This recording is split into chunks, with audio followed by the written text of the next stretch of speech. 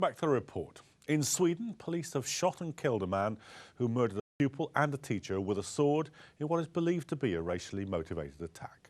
Our reporter, Davide Salvi, has this.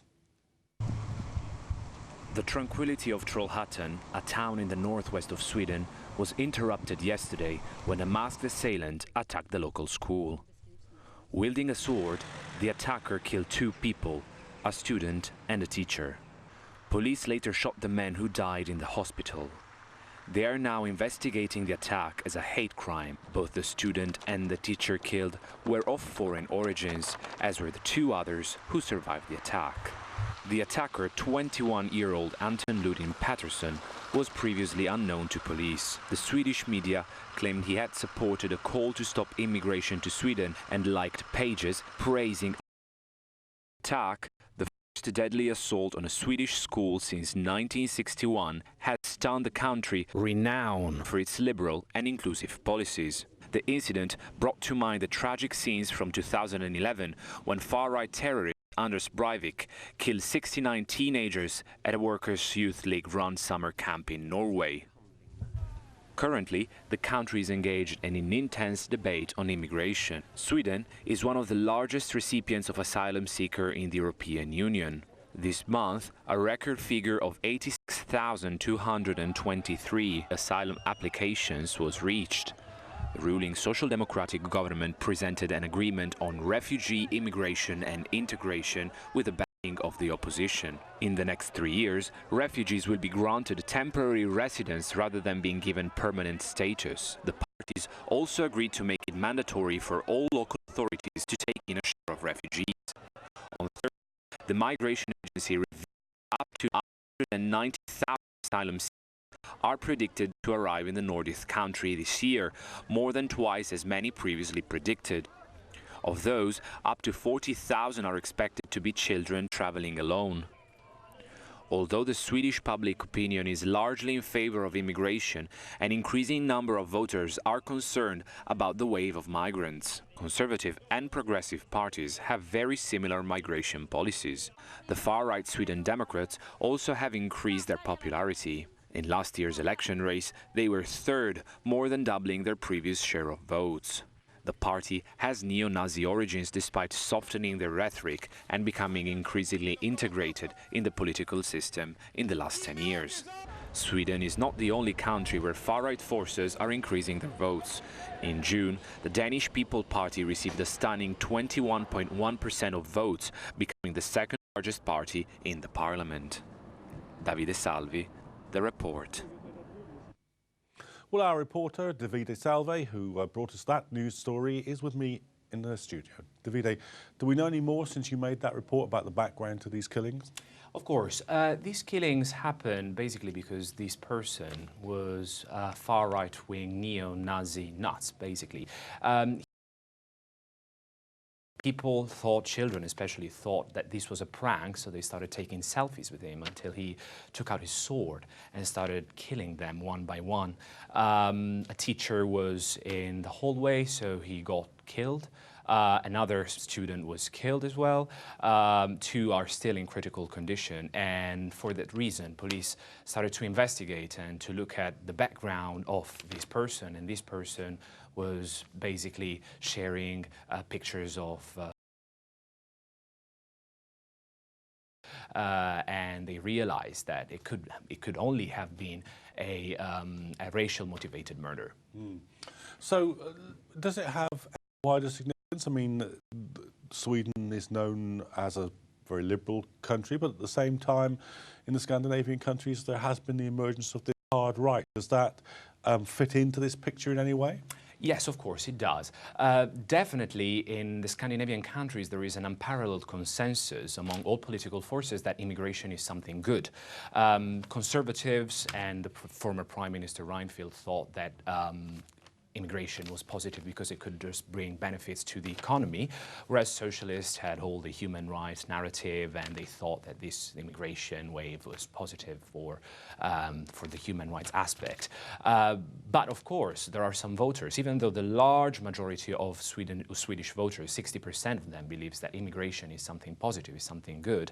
A part of them believes that immigration is something to prevent, is something to bar in some sort. So they feel disenfranchised, and the Sweden Democrats, who are a party with neo-Nazi origins, now from 2005 they have a new leader, Atkinson, who polished them basically. They're starting to gain consensus under this respect and with this anti-immigrants rhetoric. And what proportion of the kind of population are they representing now? I mean, you're saying 60% in favour of immigration. Yes. They don't have the other 40%. No, they don't have the other 40%. They are now 14% in the Swedish Parliament. They are aiming to become the largest force in the Swedish Parliament by the next election, which will be in 2018. That's what they are aiming. Basically, they have these neo-Nazi origins. They're trying to polish themselves. They have expelled the most right wing of their members. There was one candidate in one local election. She was caught on Twitter posting a picture with some neo-Nazi signs and symbols, and she was expelled from the party. That's what they're trying to do, really. Okay, so what often happens, and it's certainly it's argued that it happens, is that when kind of populist and respectable far-right organisations begin to gain that kind of traction, it licenses violent forms of fascist activity at street level. Now, as it's infrequent in Sweden, we know that Sweden is a peaceful, quiet, liberal country. But for instance, last year, in 2014, it was Christmas Day, Christmas night. A mosque was set afire by an arsonist. We don't know who this person is, but we know that he belonged to a far-right movement, and he set the mosque afire. That's what he did. Other cases in 2004, another person tried to shoot people in a school in Malmö, which is the second largest city in Sweden. That's what happened, and we know, for instance, that in the 1980s, the former Prime Minister Olof Palme got killed because a man was not agreeing with his policy. So that's pretty much what is happening. Swedes, as much as they are, of course, very liberal, they're very progressive, but they also have this sort of mood that brings them to be very passionate sometimes about, their causes. And in terms of Islamophobia, we don't know in this case, obviously, exactly what the racial motivation was. I mean, obviously, if somebody's posting pictures of Adolf Hitler, they're likely to have a sort of wide range of racially unacceptable targets, as Nazis often do. But in general, in Swedish politics, because Islamophobia has slightly different drivers, we might say, than traditional anti-immigrant views, has there been a kind of growth of specifically Islamophobic ideas, or is it just part of the general kind of lexicon of racism? Yes, I mean, of course, the Sweden Democrats, they try to convey a message of the fact that they are not immigration in that instance. Sometimes they have been caught saying off camera Islamophobic sentences. They have been caught using neo-Nazi signs and symbols. They have been caught doing these things. So basically, I would say that yes, Islamophobia is present, it's existing, but it's not at least publicly admitted in Swedish politics, at least not just yet. So they don't run specifically on that. I'm thinking of the way in which that dynamic has played in this country, because there was famously a moment with the leader of the British National Party in this country said to his own supporters, look, we're getting nothing out of anti-Semitism. It's no good attacking Mr. Cohen the tailor any longer. When there's this sort of wall of Islamophobia coming from the establishment media, we need to change tack to sort of position ourselves within that. That kind of thing hasn't happened here. No. In Sweden, politicians are not trying, of course, to run an Islamophobic propaganda. No, that's not happening, and I don't think this is going to happen anytime soon. But of course, the grassroots base of the Sweden Democrats is deeply Islamophobic, even though we have to remember that the Swedish political system is shifted much more to the left compared to the UK ones.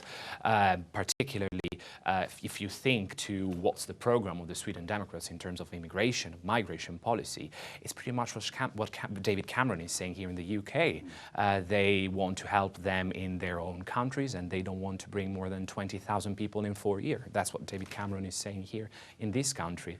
On the other hand, the left-wing forces, but also the center to right, the conservatives, are agreeing on a new set of legislations to of course, regulate the migration waves in Sweden. We don't have to forget that it was a conservative law, the one that allowed everyone who passed the regular security checks in Sweden, every migrants, to have a permanent arrest status, the right to stay in Sweden permanently. Now the socialists are trying to change, are moving a bit more to the right, if you want, are saying we need to give them a temporary permit of stay in our country because they weren't expecting such a huge migrants. 86,000 migrants. We were expecting 80,000 just in this year. But I'm afraid we're going to have to end it there because it's the end of this episode of The Report. I want to thank my guests on today's programme, and to thank you for taking the time to watch. Now, you can keep up with us on Twitter by following @IslamCA and by using the hashtag The Report. We're going to end today's show, though, with scenes from a silent protest staged by Indian writers outside the offices of the Literary Society in the capital, New Delhi. They were protesting against growing cases of religious intolerance, and they're calling on the Indian Prime Minister to take action. And with that, good night. Here we go.